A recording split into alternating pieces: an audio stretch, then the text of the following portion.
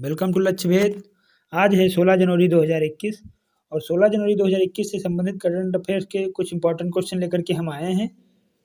Question देखने से पूर्व हम कल का अभ्यास प्रश्न देख लेते हैं। हमने कल आपसे पूछा, अभ्यास प्रश्न के तौर पर पूछा था, श्री लाल बहादुर शास्त्री जी की पुण्यतिथि कब थी। तो श्री लाल बहादुर शास्त्री जी की पुण्यतिथि भी 11 जनवरी को थी।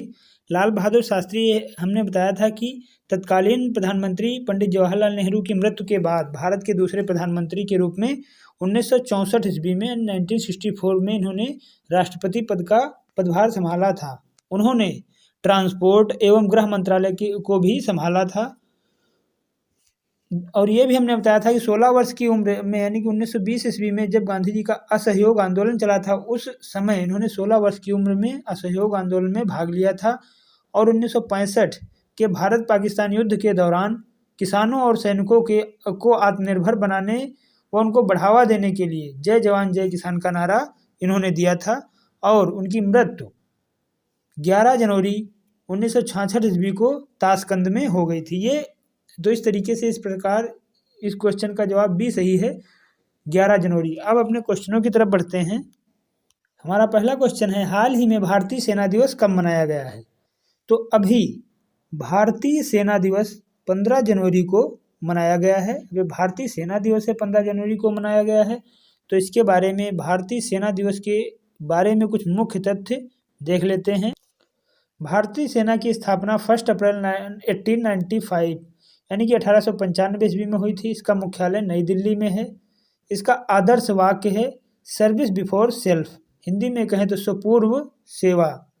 भारत में सेना दिवस हर वर्ष 15 जनवरी को लेफ्टिनेंट, पहले लेफ्टिनेंट थे, बाद में फील्ड मार्शल ये हुए हैं, के.एम. करियप्पा के भारतीय थल सेना के शीर्ष कमांडर का पदभार ग्रहण करने के उपलक्ष्य में मनाया जाता है। इन्होंने 15 जनवरी को ही पदभार ग्रहण किया था। इसके आगे देखते हैं। जनरल करियप्पा भारतीय सेना के कमांडर इन चीफ थे। ये प्रथम भारतीय सेना के प्रथम कमांडर इन चीफ थे। उन्होंने 15 जनवरी 1949 को ब्रिटिश राज के समय के भारतीय सेना के अंतिम अंग्रेज शीर्ष कमांडर जनरल राय फ्रांसिस बुघर से यह पदभार ग्रहण किया था। यह दिन सभी बहादुर सेनानियों को सलामी एवं सैन्य परेड, सैन्य प्रदर्शनियों व अन्य आधिकारिक कार्यक्रमों के साथ नई दिल्ली व सभी मुख्यालयों में मनाया जाता है।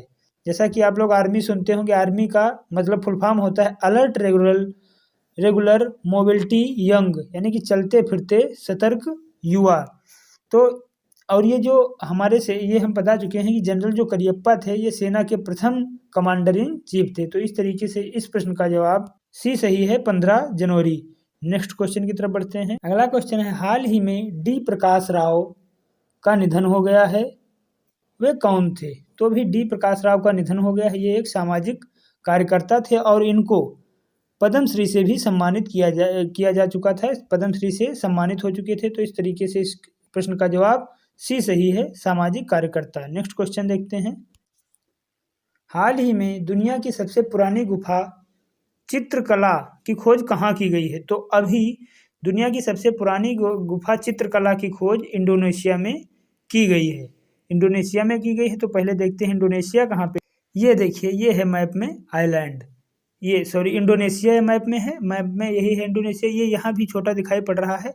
ये दक्षिणी अफ्रीका है और ये हमारा भारत है। इसके बाद ये जो बैंकांग ये पड़ता है, इसी के नीचे है इंडोनेशिया। ये है इंडोनेशिया। यहीं पर अभी सबसे पुरानी गुफा चित्रकला की खोज की गई है। इसमें सुअर के चित्र बने हुए हैं उस गुफा में। इसमें पहले से दर्शाया गया है कि पहले से काफ़ी पहले से चित्र इसमें बने हैं। तो अब इसके बारे में, इंडोनेशिया के बारे में देखते हैं। इंडोनेशिया की राजधानी जकार्ता है। इंडोनेशिया के राष्ट्रपति जोको विडोडो हैं और यहाँ की मुद्रा इंडोनेशिया रुपया है। भाषा यहाँ की इंडोनेशियाई है। और यह जो गुफा खोजी गई है, यह गुफा लगभग 45,000 साल पुरानी बताई जा रही है। और एक बात बता दें, इंडोनेशिया में लगभग सबसे ज़्यादा सक्रिय ज्वालामुखी इंडोनेशिया में ही हैं। तो इस तरीके से इस प्रश्न का जवाब सी सही है, इंडोनेशिया। नेक्स्ट क्वेश्चन की तरफ बढ़ते हैं।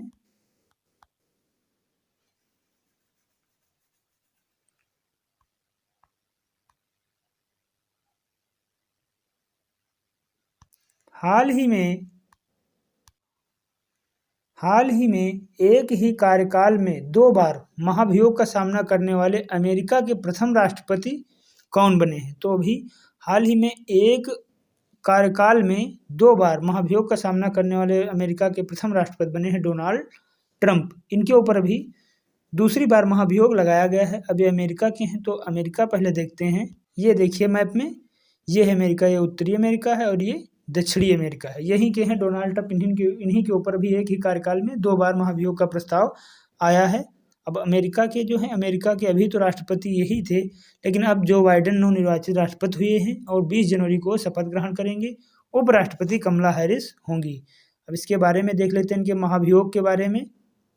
डोनाल्ड ट्रंप अमेरिका के पहले ऐसे राष्ट्रपति बन गए हैं जिनके खिलाफ एक ही कार्यकाल में 2 बार महाभियोग का प्रस्ताव लाया गया है। यह प्रस्ताव अमेरिकी संसद के निचले सदन हाउस ऑफ रिप्रेजेंटेटिव्स से पारित हो गया। यह सदन में 197 के मुकाबले 232 मतों से पारित हुआ, यानी कि 197 मत चाहिए था, जिसमें 232 मत पड़ गए। ट्रंप पर अपने समर्थकों को अमेरिकी संसद परिषद पर हमला करने के लिए उकसाने का आरोप है। इसी के लिए इनके ऊपर महाभियोग लाया गया है, प्रस्ताव आया है।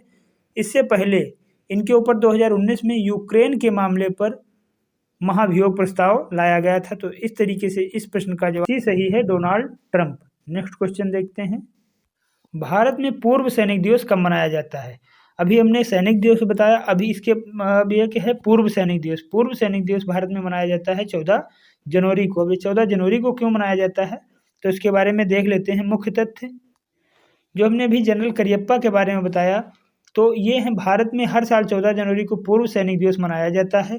भारतीय सशस्त्र सेना के पहले commander in chief marshal KM Cariappa के सेना में अतुलनीय योगदान की याद में यह दिवस मनाया जाता है।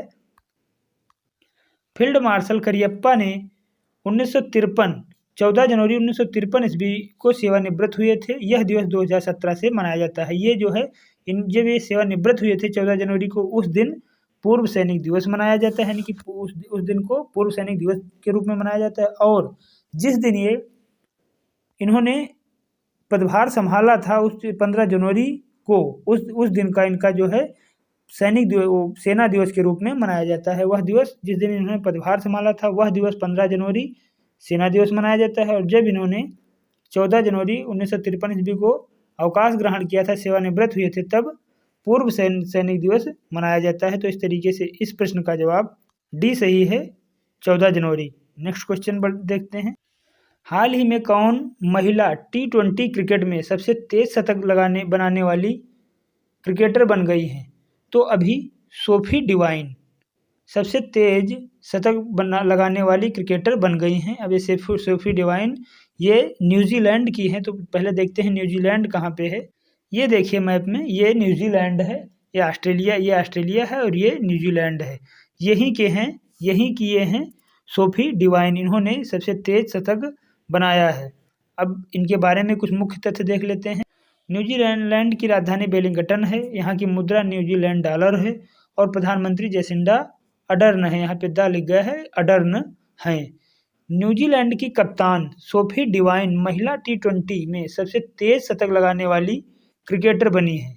उन्होंने केवल 36 गेंदों में शतक लगाया है। इससे पहले यह रिकॉर्ड वेस्टइंडीज की डायंड्रा डार्टिन के नाम था। उन्होंने 2010 में 38 गेंदों में शतक लगाया था।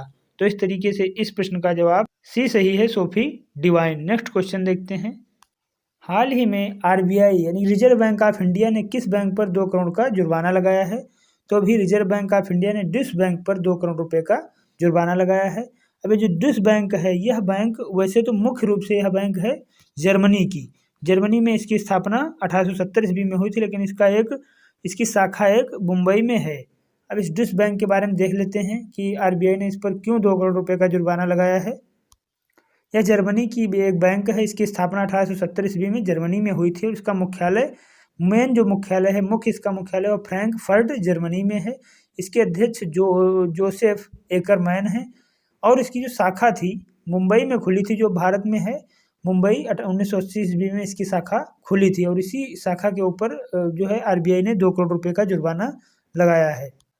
रिजर्व बैंक ऑफ इंडिया ने ड्यूश बैंक पर 2 करोड़ रुपए का जुर्माना लगाया है। यह जुर्माना बैंक द्वारा ब्याज दर निर्देश 2016 का अनुपालन न किए जाने के कारण लगाया गया है। तो इस तरीके से इस प्रश्न का जवाब भी सही है, ड्यूश बैंक। नेक्स्ट क्वेश्चन की तरफ बढ़ते हैं।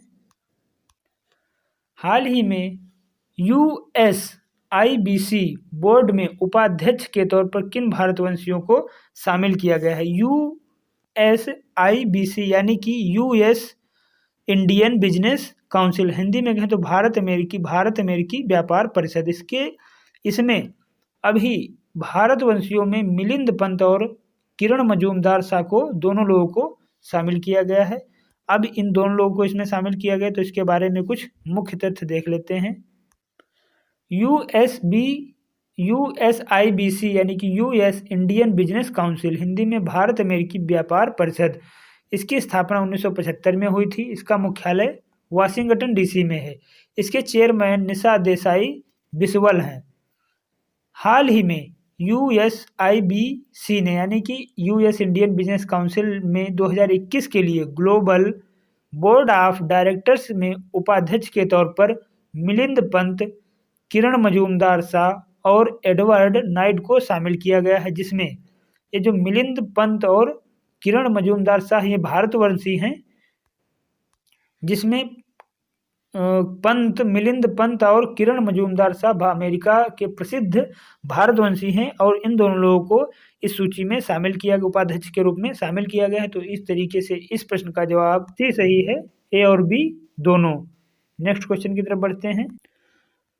हाल ही में मध्य प्रदेश हाईकोर्ट के मुख्य न्यायाधीश के रूप में किसे नियुक्त किया गया है? तो अभी एमपी हाईकोर्ट के मुख्य न्यायाधीश चीफ जस्टिस के रूप में मोहम्मद रफीक को नियुक्त किया गया है। अब ये मध्य प्रदेश के मोहम्मद रफीक जो है मध्य प्रदेश के मुख्य न्यायाधीश नियुक्त हुए हैं। तो पहले देख लेते हैं मैप में मध्य प्रदेश कहाँ पर है।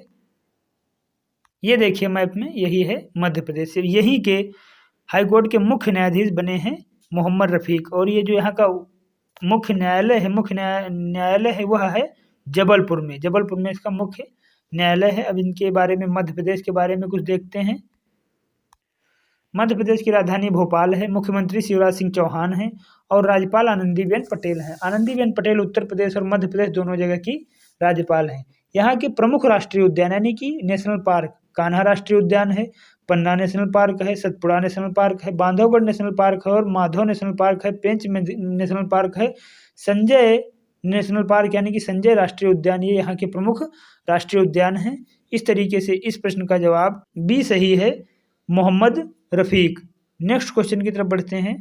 हाल ही में SBI reserve bank of India research, ये जो जांच करने वाली, रिसर्च करने वाली, अनुसंधान करने वाली जो है एसबीआई अनुसंधान जो उसकी एक इकाई है, उसने भारत की जीडीपी 2021 में कितने % रहने का अनुमान लगाया है। एसबीआई रिसर्च एजेंसी एक है, उसने भारत की जीडीपी 2020-21 में भारत की जीडीपी -7.4% रहने का अनुमान लगाया है। तो इस तरीके से इस प्रश्न का जवाब बी सही है, -7.4। आज का अभ्यास प्रश्न देख लेते हैं। हमारा आज का अभ्यास प्रश्न है, हाल ही में टेस्ला कंपनी का भारत में रजिस्ट्रेशन हुआ है। टेस्ला किस देश की कंपनी है? ऑप्शन दिए हुए हैं भारत, चीन, अमेरिका और जापान। इस प्रश्न का जवाब आप कमेंट बॉक्स में लिखना ना भूलें। यदि आपको पूरे वीडियो में कोई डाउट है, कोई भी दिक्कत है, किसी प्रकार की समस्या है तो आप कमेंट बॉक्स में लिखिए, आपकी समस्या का हल किया जाएगा। यदि ये वीडियो आपको अच्छा लगा हो, हेल्पफुल लगा हो तो आप वीडियो को लाइक, शेयर और सब्सक्राइब जरूर करें। धन्यवाद।